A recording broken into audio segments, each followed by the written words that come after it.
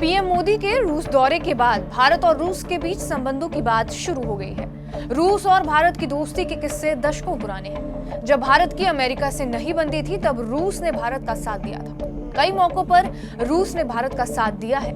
इस लिहाज से भारतीय जनमानस में भी रूस को लेकर उत्सुकता बनी रहती है। लेकिन भारत और रूस की दोस्ती कैसे शुरू हुई और समय के आज भी बनी हुई है, इसके पीछे एक शख्स है। बहुत कम लोग ये जानते हैं कि स्टालिन शुरुआत में नेहरू को पसंद नहीं करते थे। ऐसा क्या हुआ इतने सालों में कि रूस भारत का अहम साथी बनता चला गया। नमस्कार, मेरा नाम है रिया शर्मा और आप देख रहे हैं TV9 डिजिटल। 1950 के दशक में जब स्टालिन के बाद ख्रुश्चेव ने गद्दी संभाली तो उन्होंने बेहतर संबंधों के लिए प्राथमिकता में भारत को हमेशा चीन से आगे रखा।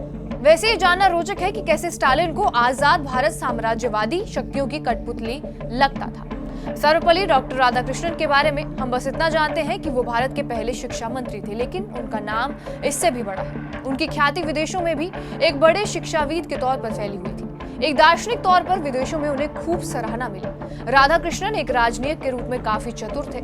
उन्हें मालूम था कब कहां क्या करना है। सोवियत संघ में जब उन्हें राजदूत बनाकर भेजा गया तो उन्होंने भारत के खिलाफ बह रही उल्टी हवा को पूरी तरह से बदल कर रख दिया। अशोक कपूर ने अपनी किताब the diplomatic ideas and practices of Asian states में लिखा है, 1950 में राधाकृष्णन को मॉस्को में राजदूत के रूप में भेजा गया तो उनका काम बहुत मुश्किल था। स्टालिन भारत के बारे में बहुत अच्छी राय नहीं रखते थे। ये वो दौर था जब दोनों देशों के बीच संबंधों में उतनी मिठास नहीं थी। मॉस्को में भारत की छवि नकारात्मक बनी हुई थी। उन्हें लगता था कि आजादी के बाद भी भारत साम्राज्यवादी ताकतों के हाथों में खेल रहा है। राधाकृष्णन से पहले सोवियत संघ के राजदूत विजय लक्ष्मी पंडित थे। हालांकि वो वहां से तंग आकर वापस अपने देश आ गए। स्टालिन के दिमाग में नेहरू और भारत की अच्छी इमेज नहीं थी। वो अब भी इस देश को साम्राज्यवादी ताकतों का पिछलगू मानते थे। विजय लक्ष्मी पंडित कई बार स्टालिन से मिलने की कोशिश करती थी, लेकिन उन्हें स्टालिन ने टाइम नहीं दिया।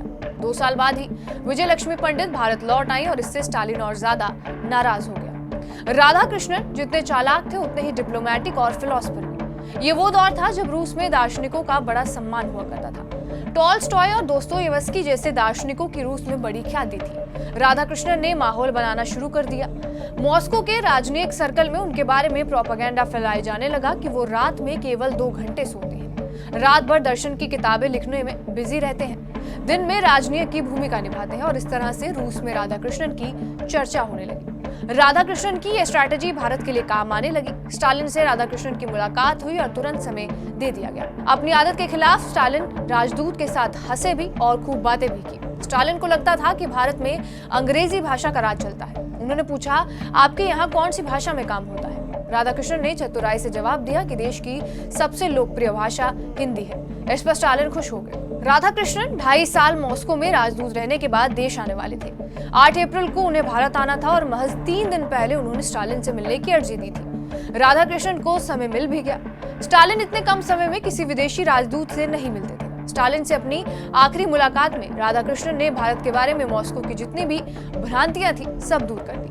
निश्चित तौर पर भारत और रूस के संबंध सर्वपल्ली राधाकृष्णन के अथक प्रयास का नतीजा है। राधाकृष्णन ने दोनों देशों के बीच दोस्ती की दीवार को इतना मजबूत कर दिया कि हल्के फुल्के तूफान को भी झेलकर ये दोस्ती पहले जैसी बनी हुई है। बहरहाल, आपका इस वीडियो पर क्या कुछ कहना है हमें कमेंट बॉक्स में जरूर बताएं।